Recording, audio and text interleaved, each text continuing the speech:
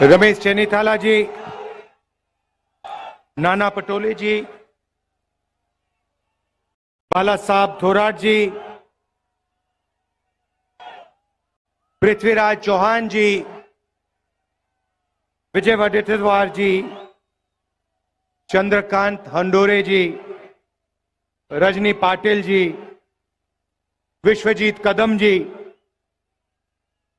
संग्राम थोपरे जी, संजय जगताप जी, नसीम खान जी, हमारे कैंडिडेट रविंद्र धंगेकर जी कहाँ हैं? आ जाइए, सामने आइए, सामने आइए।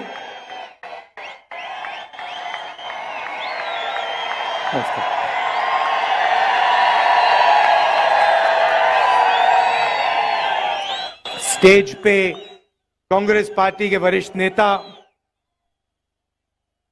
भाई और बहनों, कांग्रेस के हमारे बब्बर शेर कार्यकर्ता, प्रेस के हमारे मित्रों, कहना पड़ता है प्रेस के मित्रों, आजकल हैं ये किसी और के मित्र, मोदी जी के मित्र।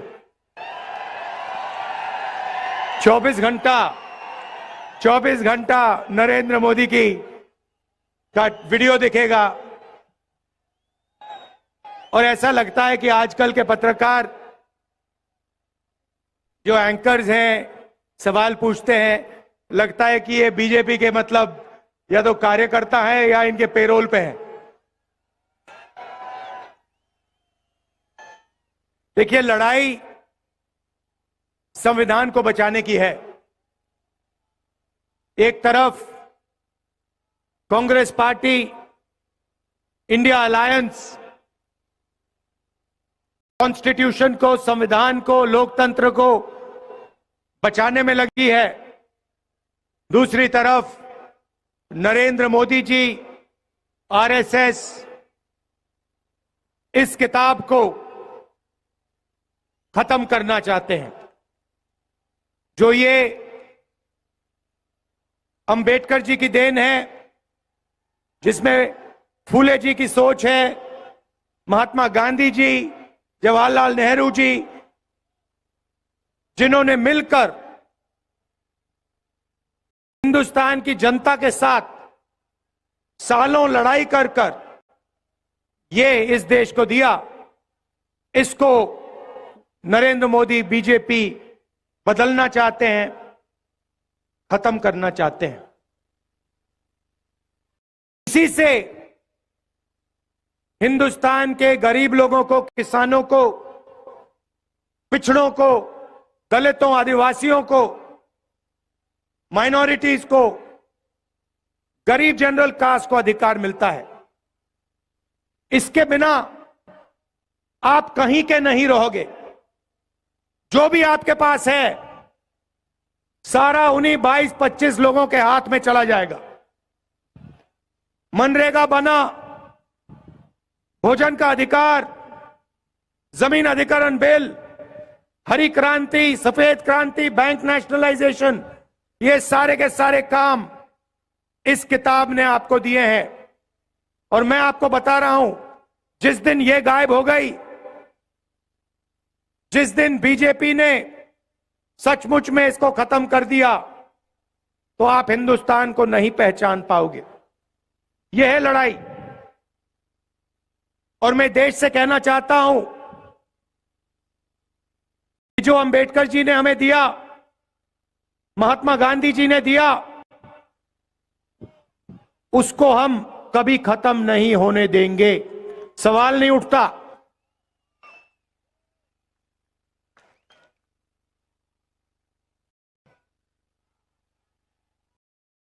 भी उनके नेता संविधान को बदलने की बात करते हैं,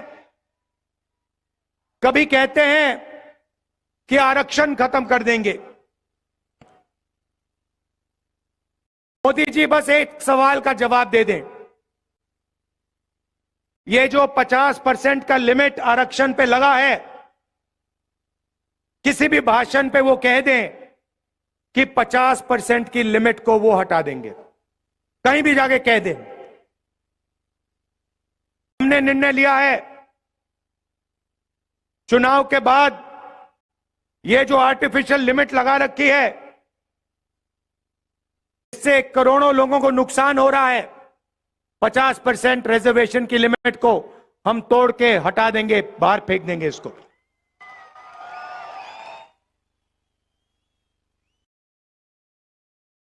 देश में 15% दलित आबादी है, 8% आदिवासी है, और तकरीबन 50%, कम से कम 50% पिछड़े वर्ग की आबादी है। 50, 15 और 8 कितना हुआ? कितना? 73। मैंने शुरुआत में कहा कि ये मीडिया वाले हमारे दोस्त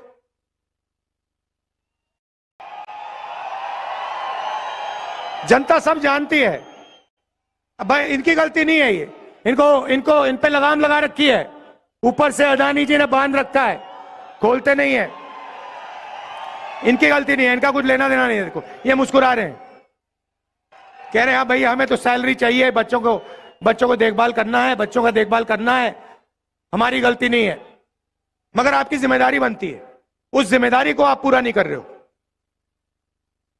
अगर पिछड़े दलित आदिवासियों की 73% आबादी है, ये बड़े बड़े मीडिया की कंपनी की लिस्ट निकालिए, उनके नाम देखिए, मालिकों के नाम देखिए, बड़े बड़े एंकर्स के नाम देखिए, बड़े बड़े पत्रकारों के नाम देखिए, आपको एक पिछड़ा नहीं दिखाई देगा, एक दलित नहीं दिखाई देगा, एक आदिवासी नहीं दिखाई देगा, एक गरीब कास्ट का जनरल, एक जनरल कास्ट का गरीब नहीं दिखाई देगा। इसीलिए ये कभी किसानों की बात नहीं करते, मजदूरों की बात नहीं करते, बेरोजगारी भागीदारी की बात नहीं करते। ये अंबानी जी की शादी दिखाते हैं आप लोगों को, उसमें आपको दिखाते हैं देखो देखो किसी ने 10 करोड़ की घड़ी पहन रखी है, किसी ने 2 करोड़ का ड्रेस पहन रखा है, वो दिखाते हैं। अगर किसान भूखा मर रहा है, खेतों में पानी नहीं है, महंगाई बढ़ती जा रही है, इन बातों के बारे में ये कभी नहीं बताएंगे। ये आपके हैं ही नहीं, ये आपके हैं ही नहीं, ये अदानी के हैं। जो हिंदुस्तान के 22 सबसे अमीर लोग कहते हैं वो ये करते हैं। मुंबई का एयरपोर्ट उठा ले गए, सीबीआई ईडी का दबाव लगाया, अदानी जी को पकड़ा दिया, मीडिया ने कुछ नहीं कहा। Ports, airport, infrastructure, defence industry सारे की सारी उठा के ले गए, मीडिया कुछ नहीं कहती। अगर इनकी जिम्मेदारी बनती है, भ्रष्टाचार होता है, इलेक्टोरल बॉन्ड्स का हजारों करोड़ रुपए का भ्रष्टाचार होता है, हफ्तेबाजी होती है आंखों के सामने, मीडिया वाले एक शब्द नहीं बोलते। उधर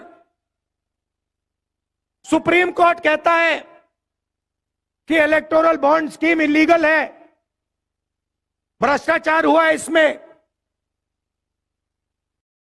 बंद कर दो इसको। जानते हो इलेक्टोरल बॉन्ड स्कीम में क्या हो रहा था? हमने तारीखें मांगी, ये तारीख नहीं दे रहे थे। मोदी जी कहते हैं राजनीति को मैं साफ कर रहा हूं। अगर आप राजनीति को साफ कर रहे हैं तो सारे के सारे डोनर्स के नाम आपने छुपा के क्यों रखे हुए हैं? जब डोनर के नाम सामने आते हैं तो पता लगता है। एक दिन एक कंपनी को कॉन्ट्रैक्ट मिलता है हजारों करोड़ रुपए का, उसके एकदम बाद वो कंपनी बीजेपी को पैसा देती है। किसी और कंपनी पर सीबीआई केस खोलती है, वो कंपनी बीजेपी को हजारों करोड़ रुपए देती है, केस बंद हो जाता है। देश के सामने नरेंद्र मोदी भ्रष्टाचार कर रहे हैं, मीडिया कुछ नहीं कहती, आप कहे ही नहीं। फिर 200 सबसे बड़ी कंपनियों की लिस्ट निकालिए, उनके नाम निकालिए, उनके बड़े सीनियर मैनेजमेंट में जो लोग हैं उनके नाम निकालिए। आपको एक पिछड़ा, एक दलित, एक आदिवासी, एक गरीब जनरल कास्ट का नहीं मिलेगा। 22 लोगों को नरेंद्र मोदी जी ने 16 लाख करोड़ रुपए कर्जा माफ करके दिया है। आप शेम कह रहे हो, मगर 16 लाख करोड़ रुपए कितना होता है जानते हो? आम आदमी नहीं समझ सकता, आप और हम नहीं समझ सकते 16 लाख करोड़ रुपया क्या होता है। मैं आपको बताता हूं। अगर हमने किसानों का कर्जा माफ किया था जब यूपीए की सरकार थी, अगर आप किसानों का कर्जा माफ 24 बार 24 साल के लिए हर साल कर्जा माफ करोगे, उतना पैसा नरेंद्र मोदी ने 22 लोगों को दिया है।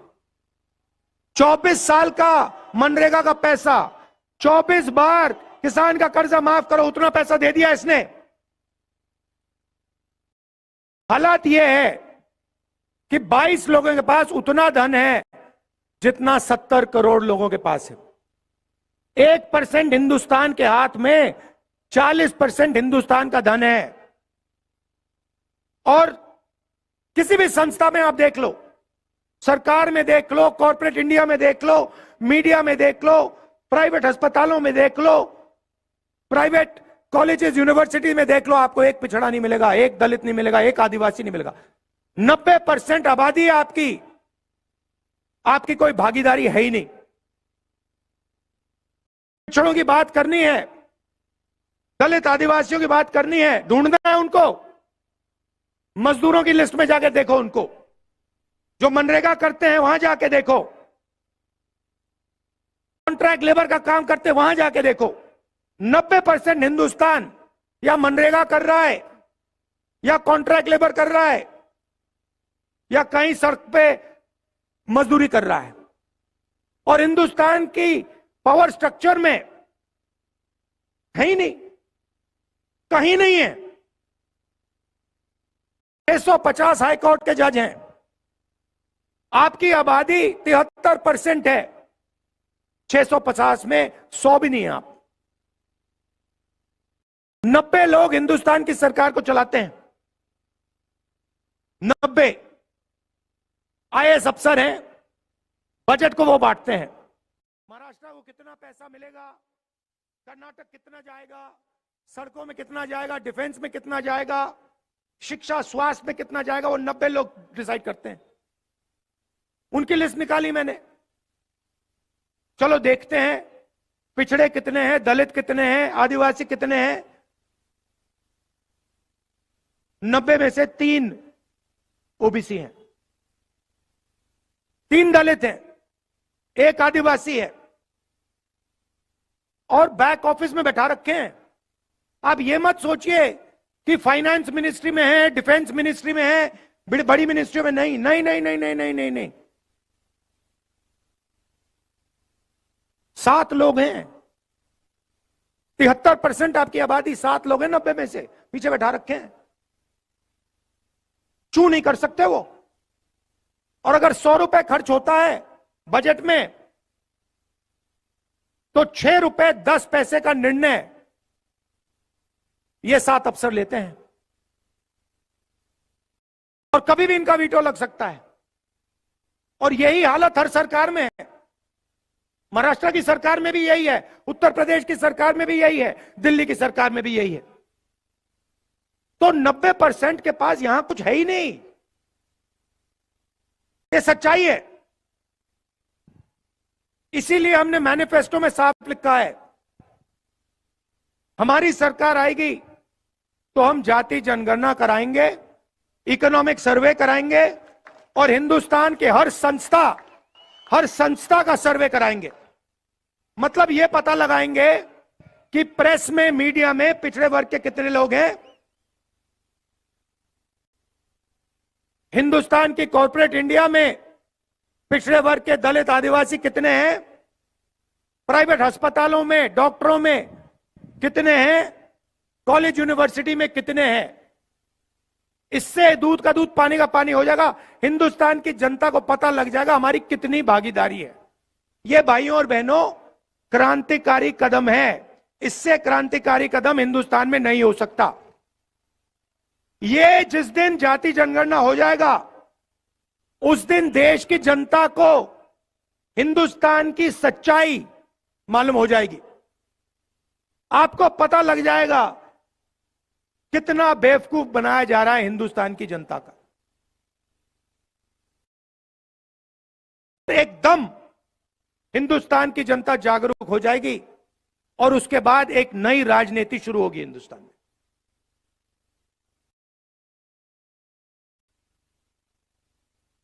नरेंद्र मोदी, जिस दिन मैंने ये जाति जनगणना की बात की उससे पहले रोज नरेंद्र मोदी जी कहते मैं ओबीसी हूं,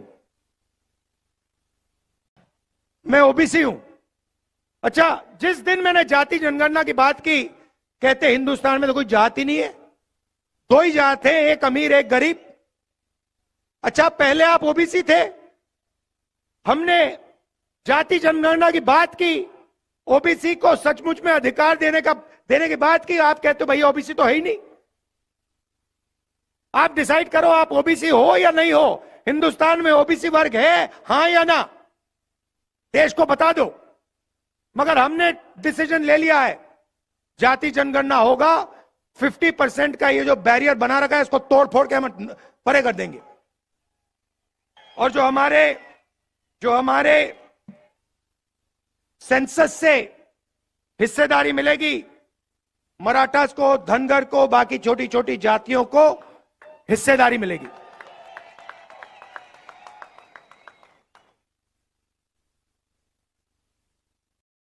अब सवाल उठता है, नरेंद्र मोदी जी ने पिछले 10 साल 22 लोगों को फायदा पहुंचाया है।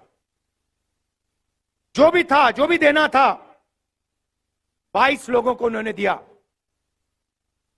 अभी मैं एयरपोर्ट पे, ये लखनऊ से आया, लखनऊ एयरपोर्ट, उधर अदानी जी का बड़ा वहां पे साइन था। लखनऊ एयरपोर्ट पकड़ा दिया उनको, मुंबई एयरपोर्ट पकड़ा दिया, सारे के सारे एयरपोर्ट पकड़ा दिए। पहले पब्लिक सेक्टर में 90% को रास्ता मिलता था, आरक्षण था, पब्लिक सेक्टर को पूरे प्राइवेटाइज कर दिया। रेलवे में आपको नौकरी मिलती थी, उसको प्राइवेटाइज करने में लगे हुए हैं। ये बुलेट ट्रेन का बहाना है इनका, प्राइवेटाइज करने का बहाना है ये। तो जहां भी आप देखो, जो आपके रास्ते थे वो सब बंद कर दिए। पहले आप सेना में जाते थे, पेंशन मिलती थी, अगर कुछ होता था शहीद का दर्जा मिलता था, कैंटीन मिलती थी, उसको भी खत्म कर दिया। नरेंद्र मोदी नई योजना लाए, अग्निवीर योजना। 2 तरीके के शहीद बना दिए, एक नॉर्मल सोल्जर जिसको पेंशन मिलता है, दूसरा अग्निवीर। अगर वो शहीद होगा उसको ना शहीद का दर्जा मिलेगा, ना पेंशन मिलेगी, ना कॉम्पेंसेशन मिलने वाली। तो आपके सारे के सारे रास्ते इन्होंने बंद कर दिए। अब इंडिया की सरकार आएगी तो ये आपके जो रास्ते हैं ये फिर से खोलने पड़ेंगे। और हम इसको तेजी से,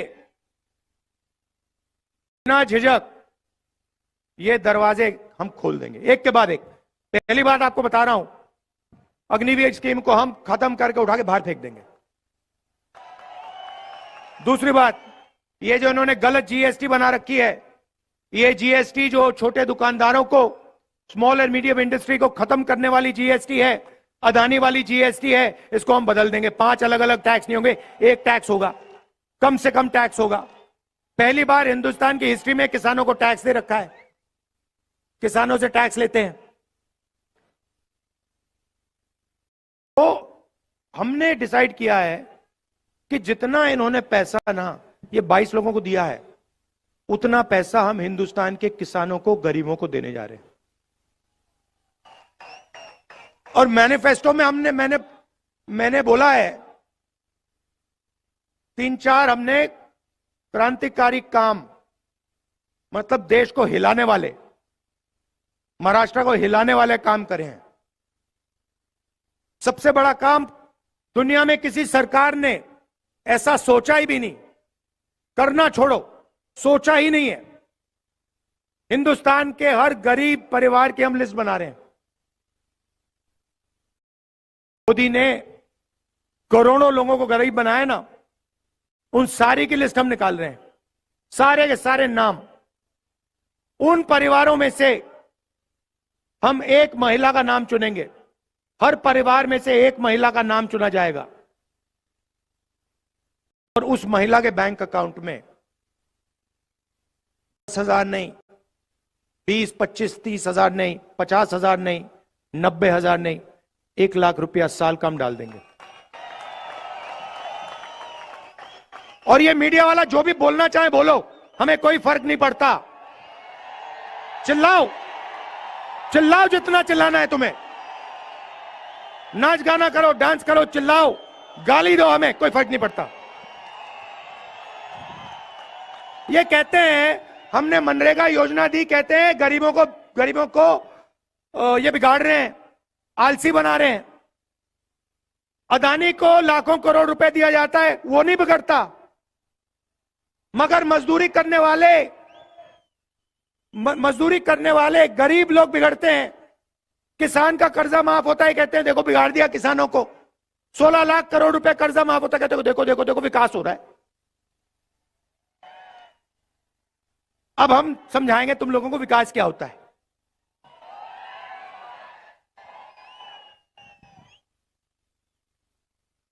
करोड़ों महिलाओं के बैंक अकाउंट में 1 लाख रुपया साल का, 8,500 रुपए महीने का, टकाटक टकाटक टकाटक टकाटक टकाटक। और वो कंप्यूटर से होगा, ऑटोमेटिक, और उस दिन तक होगा जब तक ये परिवार गरीबी रेखा के ऊपर नहीं होंगे। उससे पहले ब्रेक नहीं लगने वाली, एक्सेलेरेटर ही दबेगा। 1 लाख रुपए बैंक अकाउंट में। अब यहां पे बहुत सारे पुरुष कहेंगे देखो भैया आप महिलाओं को क्यों दे रहे हो, हमें चाहिए। आप कहोगे, मैं जानता हूं, मैं आपको बताता हूं। 21वीं सदी में आप दोनों काम करते हो, स्त्री और पुरुष दोनों काम करते हैं, बाहर जाते हैं, 8-10 घंटा बाहर घर में बाहर काम करते हो, और फिर आप दोनों घर आते हो, आप रेस्ट करते हो, और आपकी जो बीबी है, माता है, वो 8 घंटे एक्स्ट्रा काम करती है। उसके लिए किसी भी सरकार ने, उस काम के लिए किसी भी सरकार ने, दुनिया की किसी भी सरकार ने महिलाओं को कॉम्पनसेशन पैसा नहीं दिया है। अब यह पहली सरकार होगी जो इस बात को एक्सेप्ट करेगी कि हमारी महिलाएं देश के भविष्य की रक्षा करती हैं, पुरुषों से ज्यादा काम करती हैं, और उनके बैंक अकाउंट में 1 लाख रुपया डालने जा रही है। और मैं जानता हूं, ये आप अभी ताली बजा रहे हैं, अंत में ये पैसा आप लोग ले जाओगे, दबाव डाल के किसी ना किसी तरह आप लोग को भी इससे फायदा होगा, मगर बैंक अकाउंट महिलाओं के नाम में होगा। दूसरी बात, आशा आंगनवाड़ी में जो महिलाएं काम करती हैं, उनकी आमदनी हम दुगनी करने जा रहे हैं। और मनरेगा में आज 250 रुपए मिलते हैं, सरकार आने के एकदम बाद 400 रुपए आपको मिलेंगे।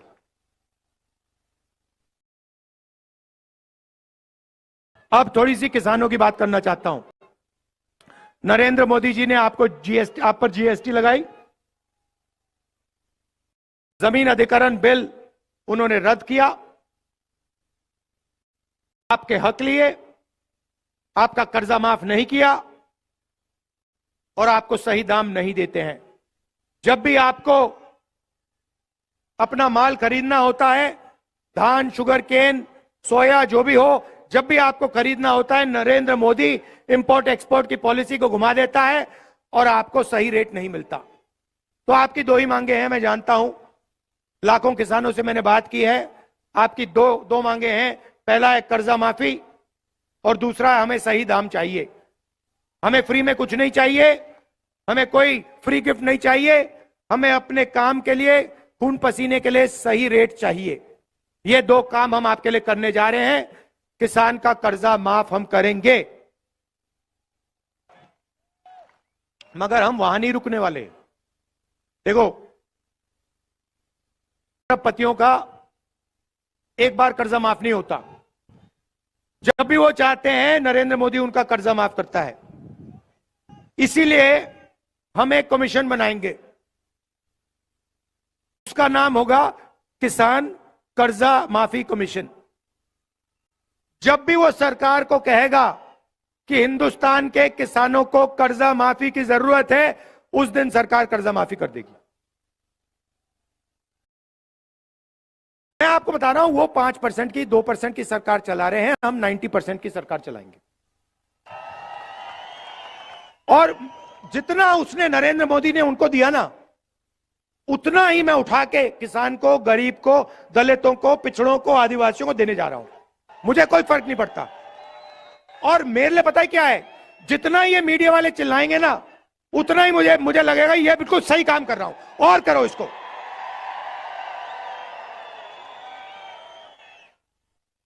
अब नरेंद्र मोदी ने करोड़ों लोगों को, युवाओं को बेरोजगार कर दिया। जब आपने उनसे पूछा था भैया हमें रोजगार दो, कहते पकौड़े बनाओ। कोविड के समय आपसे कहा भैया थाली बजाओ, मोबाइल फोन की लाइट ऑन करो। और मजे की बात बताता हूं, उसी टाइम जो कंपनी कोविड की वैक्सीन बना रही थी, जिसको हजारों करोड़ रुपए सरकार दे रही थी, वही कंपनी नरेंद्र मोदी की पार्टी को पैसा दे रही थी। इलेक्टोरल बॉन्ड्स में लिखा है। तो आप मर रहे थे, सांस नहीं ली जा रही थी, वेंटिलेटर नहीं था, ऑक्सीजन नहीं था, और जो कंपनी वैक्सीन बना रही थी वो नरेंद्र मोदी की पार्टी को डोनेशन दे रही थी। बात समझ जाओ, बात समझ जाओ। तो आपको बेरोजगार बनाया। अदानी का बेटा है, वो जॉब, परमानेंट जॉब पर करने से पहले अप्रेंटिसशिप करता है, टेम्पररी जॉब करता है 6 महीने के, 1 साल में, 1 साल की। अपने पिता के कंपनी में उसको काम दिया जाता है और उसके बाद 1 साल बाद उसको परमानेंट किया जाता है। ये हिंदुस्तान के जो करोड़ों युवा हैं, इनको ये फैसिलिटी नहीं दी जाती। तो हमारी एक स्कीम है, क्रांतिकारी स्कीम है, उसका नाम पहली नौकरी पक्की, गारंटी। गारंटी ये नहीं, कानूनी अधिकार, ऐसे नहीं, कानूनी अधिकार। जैसे मनरेगा में कानूनी अधिकार है, अगर किसी ने मनरेगा का काम मांगा तो देना ही पड़ेगा, वैसे ही अप्रेंटिसशिप का, पहली नौकरी का हमने कानूनी अधिकार दिया है। मतलब हिंदुस्तान का कोई भी बेरोजगार graduate, diploma holder, college graduate, university graduate, कोई भी सरकार से कह सकता है मुझे अपनी पहली 1 साल की नौकरी चाहिए, सरकार मना नहीं कर सकती। नौकरी कहां मिलेगी? प्राइवेट सेक्टर, पब्लिक सेक्टर, सरकारी ऑफिसेज में, सरकारी अस्पतालों में, सरकारी कॉलेज, यूनिवर्सिटीज में। करोड़ों युवाओं को 1 साल की नौकरी, पहली नौकरी पक्की। अभी तो भैया मैंने बात बोली नहीं, अभी आप ताली बजा रहे हो।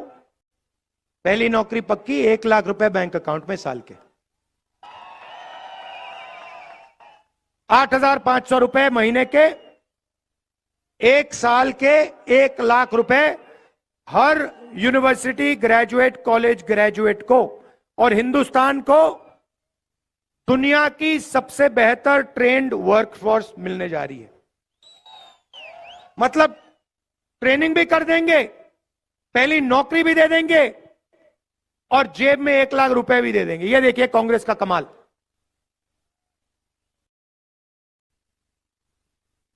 तो ये शुरुआत है भाइयों और बहनों। जाति जनगणना, महालक्ष्मी स्कीम, पहली नौकरी पक्की, किसानों का कर्जा माफ, गारंटीड कानूनी एमएसपी, मजदूरों को 400 रुपए, आशा आंगनवाड़ियों की आमदनी दुगनी। ये शुरुआत है, ये हम आपके लिए करने जा रहे हैं। अब नरेंद्र मोदी जी के भाषण देखिए। आप जानते हो कि कर्नाटक में रवन्ना नाम सुना है आपने? हाँ, सुना। उसने 400 महिलाओं का बलात्कार किया है, रेप किया है। मोदी जी ने ऐसे स्टेज पे रवन्ना जी के लिए वोट मांगे हैं। होम मिनिस्टर को बीजेपी के एमएलए ने चिट्ठी लिखी थी 6 महीने पहले कि ये रवन्ना है, इसने 400 महिलाओं का रेप किया है। होम मिनिस्टर ने कोई कार्रवाई नहीं की। नरेंद्र मोदी जी जानते थे कि इस व्यक्ति ने 400 महिलाओं का रेप किया। क्यों? क्योंकि होम मिनिस्टर जानते थे। तब भी जाके नरेंद्र मोदी कह रहे हैं इस रवन्ना को वोट दो, इसका समर्थन करो, मुझे जिताओ।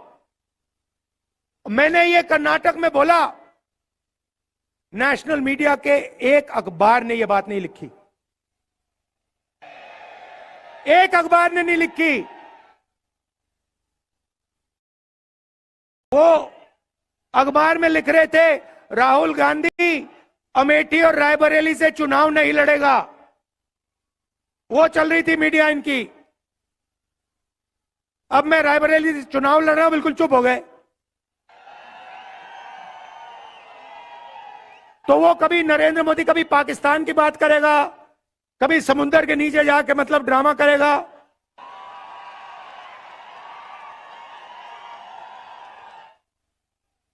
और मतलब आपने देखा, पता नहीं देखा, मतलब समुद्र के नीचे जाके बिल्कुल डरा हुआ था कि भैया कुछ हो ना जाए यहां पे।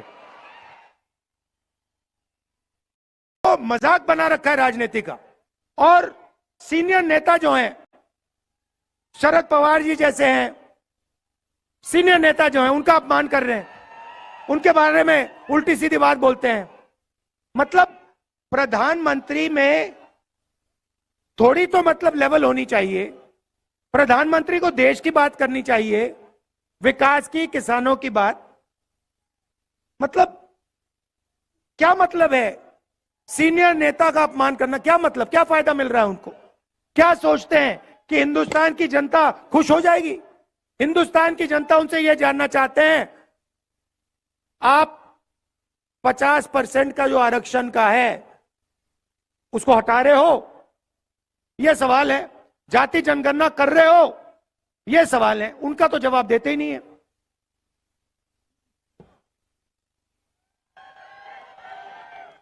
तो यह मैं आपसे कहना चाहता था। देखिए, जब मैं महाराष्ट्र में लैंड करता हूं ना, तो जैसे आज मैं लैंड किया यहां पे, मुझे लगता है कि यह कांग्रेसी स्टेट है।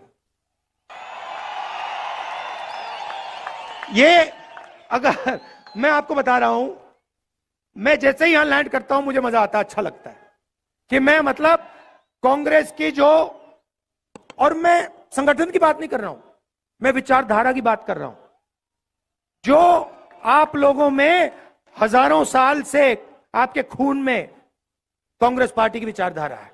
आपको बताने की भी जरूरत नहीं है, आपको बताने की भी जरूरत नहीं है, आपके दिल के अंदर है। मतलब वो आपके चेहरे पे लिखा हुआ है। तो मैं जानता हूं यहां पर नेचुरल कांग्रेस पार्टी की विचारधारा है। मैं आपको, हमारे जो यहां बब्बर शेठ टाइगर जो बैठे हुए हैं,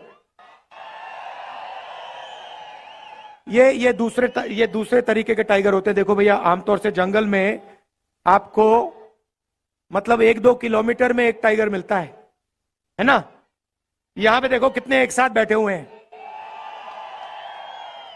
तो मैं आपको बता रहा हूं, आप हमारी रीढ़ की हड्डी हो, आप देश को बदलने वाली फौज हो।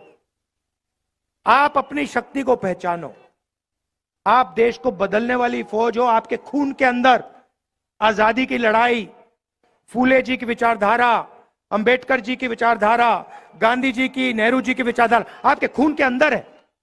उसको निकाला नहीं जा सकता। आपके माता पिता के अंदर है, आपके बच्चों के अंदर है, आपके परदादा के अंदर है। तो ये मैं आपसे कहना चाहता था। आपने मेरा मूड बहुत अच्छा कर दिया, मैंने आपका मूड अच्छा कर दिया। अच्छा, ये अभी ये आखिरी बात जो मैं यहां जब महाराष्ट्र में यात्रा में निकला था तो बहुत सारे युवाओं ने मुझे कहा कि राहुल जी, मोदी जी ने हमें बेरोजगार कर दिया। हम पेपर लेते हैं और महीनों के लिए हम रात दिन काम करते हैं, और जिस दिन पेपर देना होता है उससे एक दिन पहले हमें किसी के मोबाइल फोन पे पेपर लीक हो जाता है, पेपर दिख जाता है। बेईमानी करता है, वो पेपर लीक करवा देता है, बिना पढ़ाई करे वो आगे निकल जाता है। जो ईमानदारी से पढ़ाई करता है उसका नुकसान होता है। और हजारों युवाओं ने ये मुझे बोला, तो हमने मैनिफेस्टो में लिख दिया है एक नया कानून लाएंगे जिससे कड़ी सी कड़ी सजा पेपर लीक वालों को होगी। और ये जो नया फैशन बनाया नरेंद्र मोदी जी ने कि एग्जामिनेशन प्राइवेट कंपनियां करा रही हैं, इसको हम बंद कर देंगे। सरकारी संस्थाएं ही पेपर दे पाएंगी, और अगर किसी ने पेपर लीक करवाया तो हम कड़ी सी कड़ी सजा उसको देंगे। अंत में आप जानते हो शिवाजी महाराज की कर्मभूमि है। शिवाजी महाराज की जय। जय हिंद, जय महाराष्ट्र। नमस्कार।